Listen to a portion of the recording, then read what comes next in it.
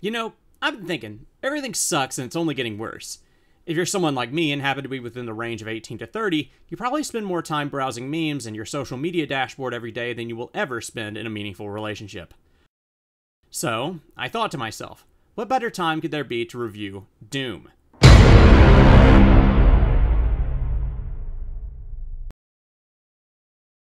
For those of you who are not aware, Doom is the all-encompassing concept that no matter what or who you are, the end comes to all things.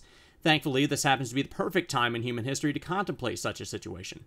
Our ozone layer is depleting, the ice caps are melting, and half the population is waiting for the other shoe to drop on World War III. Face it, people, we're all dead.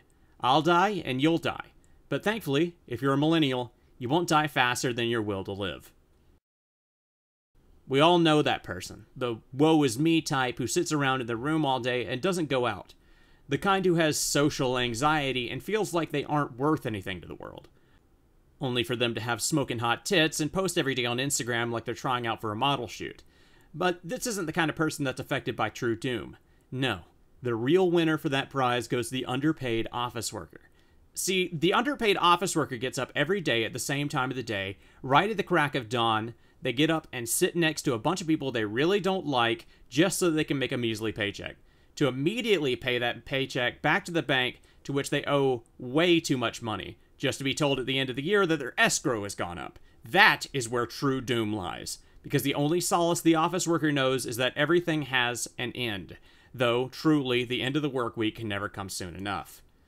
Doom is a rather easy thing to review, thankfully. This is because we can find entropy in all things. All things end, and therefore doom is in all things. This life? Doomed. The sun? Doomed. Your family, pets, and friends? Doomed. Doomed. Doomed. Your sentience and therefore sense of self? Doomed. But doom gets a little bit tricky when it comes to judging things beyond this life. Let's not forget, entropy applies to all things. And once this life is up and the sun swallows this little mass of dirt we're sitting on right now, eventually all carbon that makes up our beings will be one again in the great blast that is the end of our galaxy. But what then?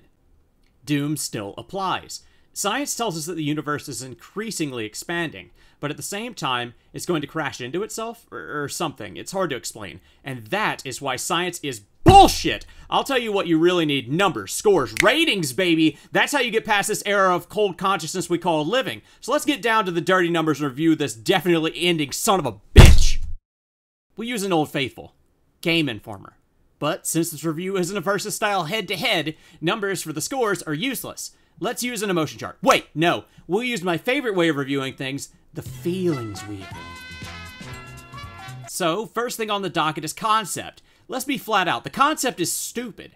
Who in their right mind even made the end of all things? It's terrible. Everything dies because some jack-off in a basement somewhere had to go and make everything limited. Well, I hope you're happy, America, because this is what you get. Small children starving in Africa, bellies turned up, crying for food, as the rich onlooker takes a picture with his face. Graphics.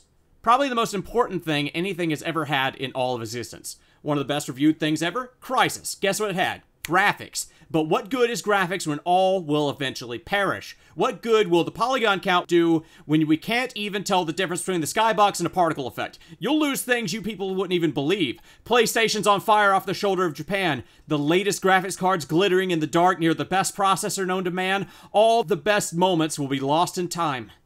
Like speedrunners skipping a frame. Sound is always one of the hardest ones for me to judge. I'm a bit of an audiophile and I really enjoy sounds in general.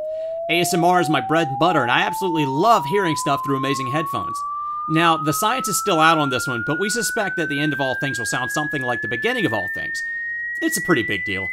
I'm sure you've heard of a little thing called the Big Bang. The general concept is nothing smashed into nothing and now there's something. With me so far? Okay, so if the science is right and the two do sound the same, then all we have to do to get an idea of the sound is to listen to the scientific recreation of what the Big Bang originally sounded like.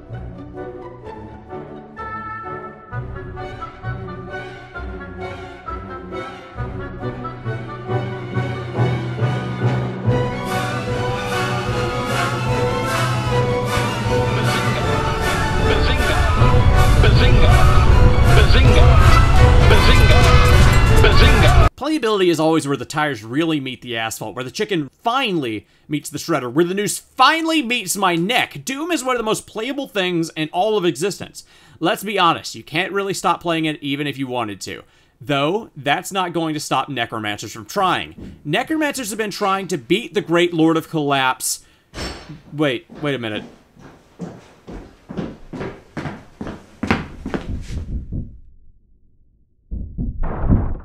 There he is, it's the guy who just assumed the gender of all things in Anno Domini 2018. I'll have to admit, the concept of the end to all things isn't the most entertaining thing.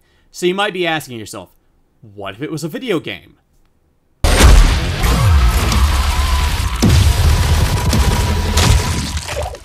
Well, thankfully we can answer that. Back in 2016, id Software decided they finally wanted to tackle the never-ending sense of dread that is the human condition. Director John Romero was quoting as saying, well, if we can't beat the fact that we're all going to die, why don't we just shoot it? The one quote sparked an inspirational renaissance that would become known as the entertainment industry. It would also come to be used by necromancers around the world as a testament to what they call normies. So as far back as 2007, when you were a wee toddler, id Software took on the monolith of a project, originally calling the project For Doom. The prefix was dropped later in development because it was quoted as being an idea for babies by series creator John Carmack. But the game itself, aside from its silly name, tested well with audiences. Playing as an indestructible marine known as Metroid, players found solace in destroying the game's enemies, modeled after their own inner demons. Players would commit so many acts of snuffing out a life, they would eventually come to terms with their own demise. This style of overcoming the emotional hurdle of doom has come to be known in the scientific community as being a fucking psychopath. One of the most complained about and most requested patches of all time in Doom is adding replayability to the game. The main issue here is that no one knows. Some entire countries and cultures are built around the idea that there is a lot of replayability offered. But you just have to do the correct things on your first playthrough. I don't know about this. It sounds like a great idea for a secret, but I just don't know if it's true or not. This isn't helped by the fact that we can't seem to find any reports about this to any credible source. We all had that one kid at school who would go around saying he found out a new way to get Mew by pushing on a truck, how to get Eris back in your party after she dies, and how to ultimately overcome this mortal coil by reincarnation. Sadly, I'm afraid all this will ever be is a rumor. Well, that's all the time we have for today. I hope that you enjoyed the video. Just remember to like, comment, subscribe, because the end comes to literally everything, and even the channel. And I can't wait. I just can't wait to die.